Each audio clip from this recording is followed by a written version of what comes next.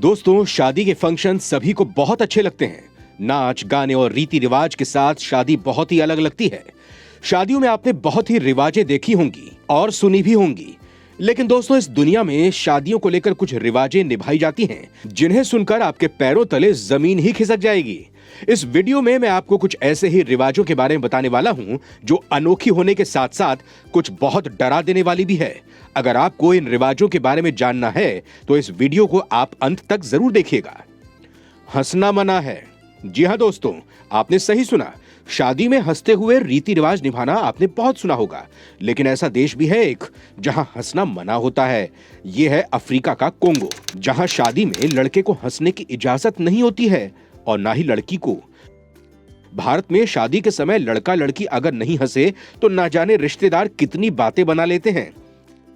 लेकिन कांगो में हंसने वाले लड़का लड़की को सीरियस नहीं माना जाता है और यही कारण है कि शादी वाले दिन लड़का लड़की बिल्कुल भी नहीं हंसते हैं। और यह इतना ही काफी नहीं है दोस्तों, शादी में शामिल बाकी लोग भी खामोश ही रहते हैं।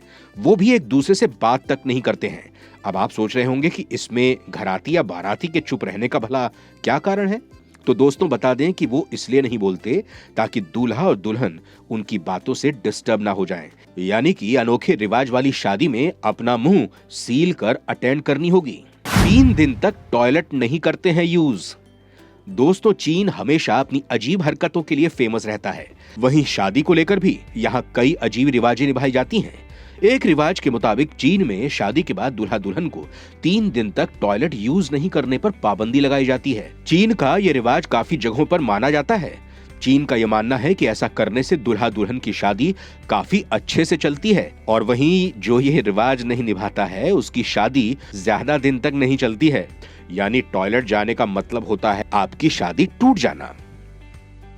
वेल का दांत। दोस्तों, अब जो हम आपको रिवाज बताने जा रहे हैं उसे सुनकर आपको शादी करने के लिए काफी हिम्मत जुटाने की जरूरत होगी। फिजी में शादी को लेकर ऐसा अनोखा रिवाज है जिसे सुनकर आपके होश उड़ जाएंगे। इस रिवाज के लिए लड़का ही नहीं बल्कि उसका पूरा परिवार ही लग जाता है।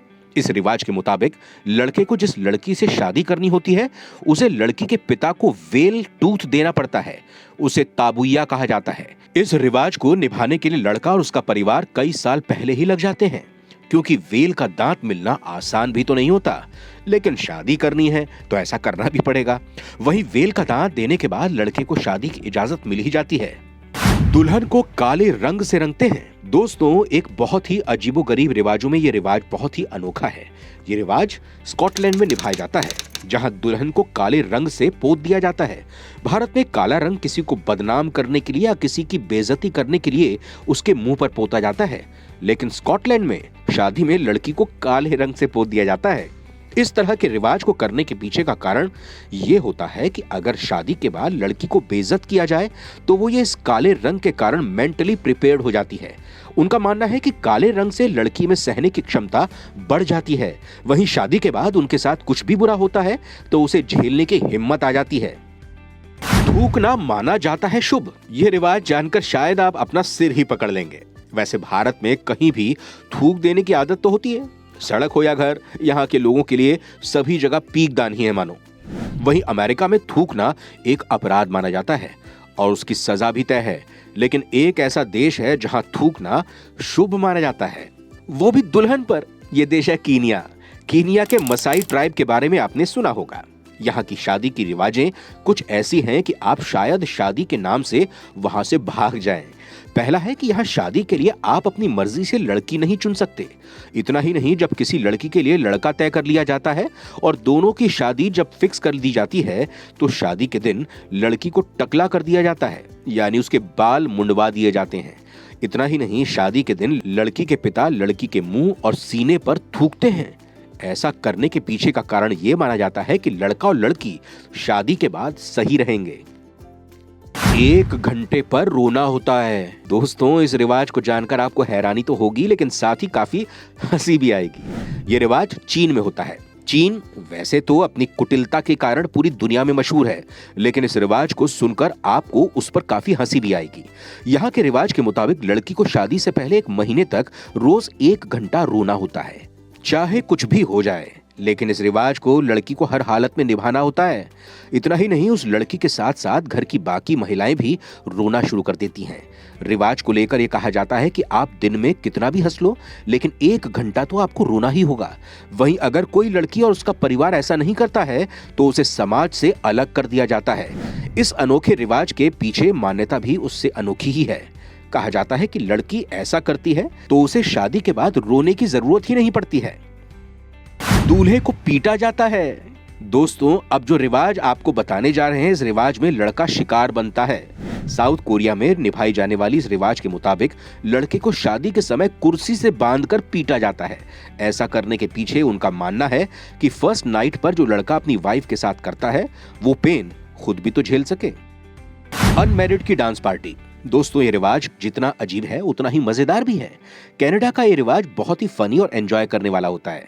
कनाडा जो फन लविंग के लिए जाना जाता है, वहाँ शादी के दौरान एक डांस पार्टी रखी जाती है जहाँ लड़का और लड़की मिलकर डांस करते हैं। लेकिन इस पार्टी में दूल्हा दुल्हन से उम्र में बड़े लोगों को बुलाया जाता है जिनकी शादी नहीं हुई होती है।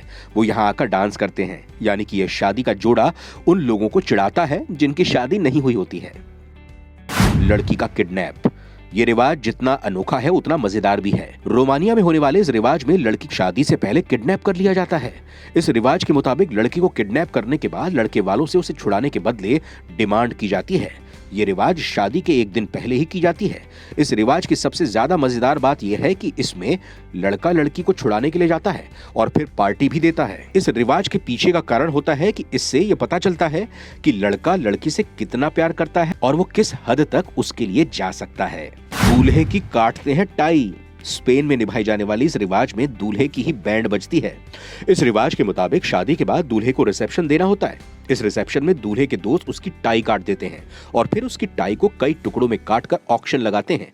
इससे जो पैसा मिलता है उससे दूल्हा दुल्हन को हनीमून पर भेजते हैं। मिलकर बनाते हैं खाना। साउथ अफ्रीका में शादी को लेकर एक बहुत ही प्यारी रिवाज निभाई जाती है। इस रिवाज के मुताबिक शादी के बाद दूल्हा और दुल्हन के घर से आग लाई जाती है और जहां ये नवविवाहित जोड़ा शादी के बाद रहने वाला होता है वहां ये आग लाकर खाना बनाया जाता है।